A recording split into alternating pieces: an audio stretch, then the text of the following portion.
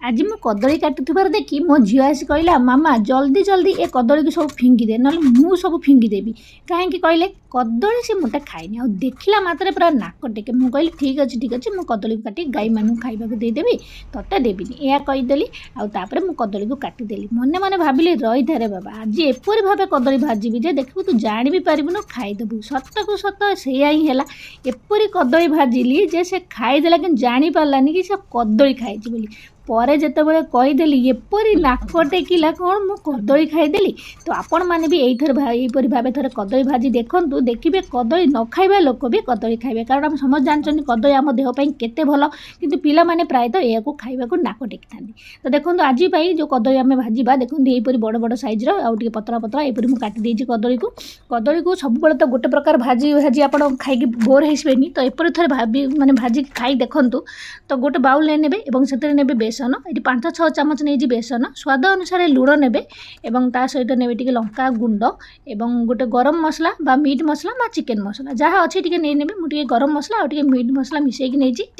कदली को काट सारी पानी में रखिदेवे ना तो कला पड़ो पानी धोई धोईकी रखिए और सब मसला देखो अदा रसुण पियाज 3 जिनस मुझे बाटी तार पेस्ट ये गोटे चामच मुझे यूज कर धीरे धीरे गोलेबे टे बहलिया बहलिया करेंगे बेसी पानिया करेंगे। तो देखो यहीपरी बहलिया बहलिया टाइप रही भलसे सब जिन मिक्स करके भलसे गोल ने मेथी पत्र आप दलिकी पकईदेवे टी हलदी गुंड भी पकई पारे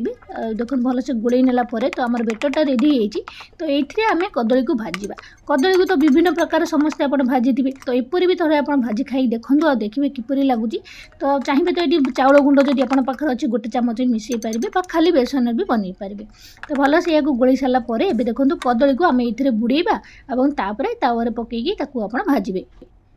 कदली एपरी गोटे जिनस ना सांग मैंने आम देहपाई बहुत भल जो कि आईरन परिमाण बहुत ही भरी रही तेणुक पाँ आप यहीपरी भाजी खाइबा दिंतु खाली नॉर्मल जब भाजिकी देवे तरकारी पकईले डालमार पकईले से मोटे भी खाती कि एपरी जब भाजी देवे ना से बहुत खुशी रे खाईदेवे। तो तावा गरम करके तेल देदेवे तेल जो गरम हो बेसन बेटर गोलेकी गोटे गोटे कर पकईदेवे और ढांकी 2-3 मिनिट छाड़देवा और 2-3 मिनिट पर जो गोटे सैड्रु हो तो ढांकणा काढ़ी उल्टे देवे सेपटू प्रथम टे तेल पकईदेवे कारण जो उल्टेबा तल पटा जपरी भलसे क्रिस्पी हो। तो देखो ये तेल टे पकई सब उल्टेदेवी उल्टे देकी आउ ढांकी देकी पुणी 2-3 मिनिट छाड़देवे जहाँफल 2 पट जाक भलसे सीझीज आउ क्रिस्पी बनईज